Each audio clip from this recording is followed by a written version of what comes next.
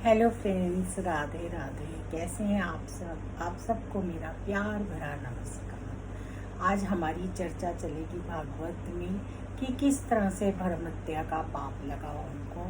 हमने इस पर बात की और उसके बाद जो है उन्होंने विश्वरूपा को का जब उन्होंने हत्या की तो बहुत बुरा लगा और उन्होंने कहा कि इंद्र को मारने के लिए मैं एक पुत्र उत्पन्न करूँगा। लेकिन उन्होंने ऐसे मंत्रों का जाप किया कि वो अब पुत्र जो पैदा हुआ वो खुद उनको ही मार दिया उसने। इसीलिए कहते हैं कि मंत्र और वेद के इनका उच्चारण जो है ये वेदांती को ही होना चाहिए। कई बार हम गलत मंत्रों का जाप कर लेते हैं। भागवत में तभी भक्ति को बहुत ज़्यादा इम्पोर्टेंस दी गई है कि आप भक्ति करो, भगवान का स्मरण करो, भगवान की रासलीला करो, भगवान के साथ देख तन मन हो। मंत्रों पर जोर इसीलिए नहीं दिया गया क्योंकि अगर संस्कृत का सही उच्चारण नहीं होता तो उसका गलत असर हो जाता है।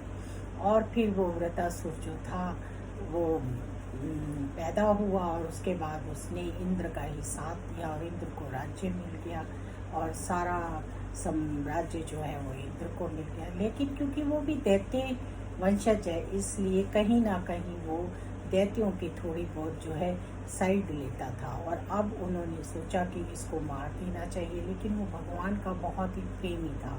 वृतासुर के अंदर भगवान की बहुत लगन थी।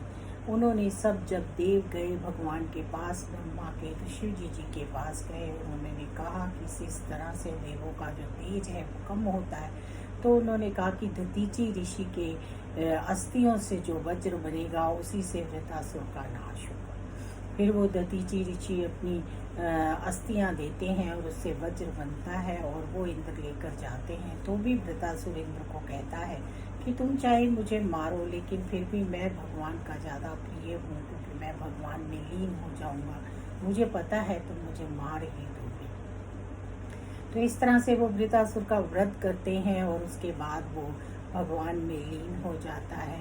शुकदेव जी कहते हैं राजन वो भगवान का ही बहुत प्यारा होता है। तो शुकदेव जी से परीक्षित जी कहते हैं कि वृतासुर इतना भगवान को मानने वाला होता है और उसके इतने अच्छे कर्म होते हैं और वो इतना ज्ञानी ध्यानी होता है, तो किस तरह से ऐसा हुआ कि जिसकी वजह से कि उसको जो है राक्षस जन्म लेना पड़ा। तो फिर भगवान कहते हैं, शुकदेव जी परीक्षित जी को कहते हैं कि एक बारी उसके पूर्व जन्म में वो चित्रगुप्त राजा था, चित्रसेन राजा था। उसके यहाँ पर अंगिरा ऋषि गए नारद जी के साथ, तो उसने कहा मैं बहुत दुखी हूँ, मुझे एक पुत्र चाहिए। उन्होंने कहा क्या करोगे पुत्र की प्राप्ति करके।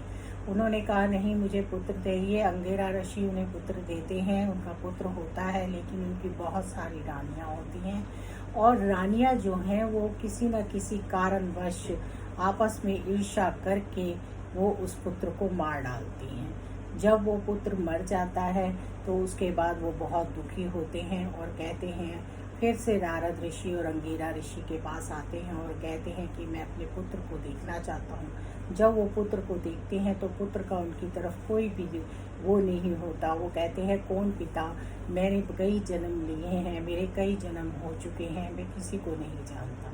तो इस पर अंगिरा ऋषि उनको समझाते हैं कि तुम भगवान की भक्ति करो, भगवान में लीन हो और ईश्वर प्राप्त करो। तो वो जाते हैं और वो बहुत ज़्यादा भगवान की भक्ति करते हैं और उन्हें बहुत कुछ मिल जाता है और एक दिन भगवान में लीन हो जाते हैं।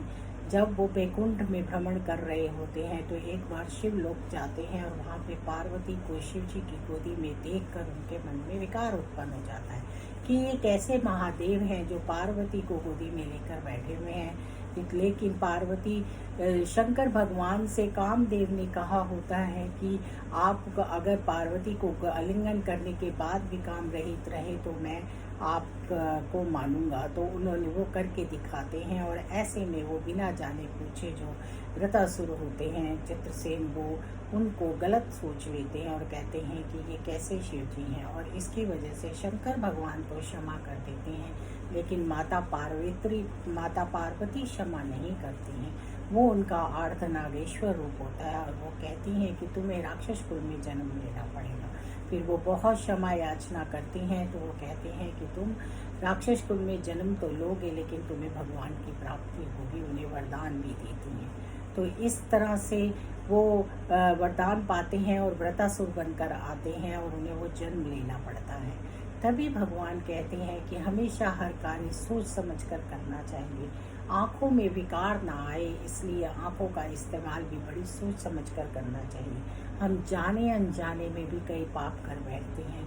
कई बार हमारे आँखों में किसी स्त्री को, किसी पुरुष को देखकर विकार आ जाते हैं। हमें उनसे बचना चाहिए और हमेशा भगवान की शरण में रहना चाहिए। जब हम कृष्ण भक्ति करते हैं, कृष्ण में होते हैं, तो कृष्ण हमारी रक्षा करते हैं और हमें उन विकारों से दूर रखते हैं। तो इस तरह से वो व्रतासुर बना और उसके बाद राजन भगवान में लीन हो गया और भगवान ने उसे अपने हृदय से लगा लिया। तो इस तरह से भगवान जो है वो सबकी रक्षा करते हैं, सब पर कृपा करते हैं, सब पर दया दृष्टि रखते हैं। हमें भगवान की भक्ति करनी चाहिए। कलयुग में जो है भक्ति, संकीर्तन, कीर्तन का बहुत महत्व है। हम जब भागवत चर्चा करते हैं और इस तरह के कलयुग में भगवान को पूजते हैं, भगवान की कथाओं को सुनते हैं, तो हमारे मन जो है शुद्ध होते हैं और हम जो है समझ पाते हैं कि हमें जीवन किस तरह जीना चाहिए। कानों से, आँखों से, बिना वाणी बोले भी हम कितने तरह के पाप कर लेते हैं। कितनी चीज़ों को देखकर हम उसकी तरफ आकर्षित हो जाते हैं और जाने अनजाने में पाप कर बैठते हैं। तो जब हम किसी सत्संग को सुनते हैं या किसी प्रभु भक्ति में लीन होते हैं, तो भगवान का भी हमारे साथ संबंध होता है। भगवान हमारे निकट होते हैं और हमारी रक्षा करते हैं। ईश्वर उसी की रक्षा करते हैं जो लौकिक सुखों को छोड़कर ईश्वर के भजन में मगन रहता है। भगवान लौकिक सुख तो सबको दे देते हैं, लेकिन अपनी भक्ति किसी किसी को देते हैं, और जिसे वो भक्ति देते हैं उसके पास लौकिक सुख कम होते हैं, वो नहीं होते ज़्यादा, क्योंकि वो फिर उसे अपने पास से दूर नहीं करते। और जब हम संसार की चीज़ों में आकर्षण देखते हैं, तो चाहते ना चाहते हुए भी हम मनुष्य हैं, उसकी तरफ आकर्षण हो ही जाता है। तो इसलिए हमें रोज़ाना सत्संग सुनना चाहिए, चाहे हम 5-10 मिनट सुने, उससे हमारा जीवन बहुत अच्छा बनता है। और इसी तरह हम भागवत चर्चा करते रहेंगे। तो चलिए, राधे राधे, जय श्री कृष्णा, जय श्री राधे, जय जय श्री राधे, जय जय श्री राधे, जय जय श्री राधे। राधा मेरी स्वामिनी, मैं राधा की दास, जब जब जन्म दीजियो वृंदावन में वास। जय जय राधे।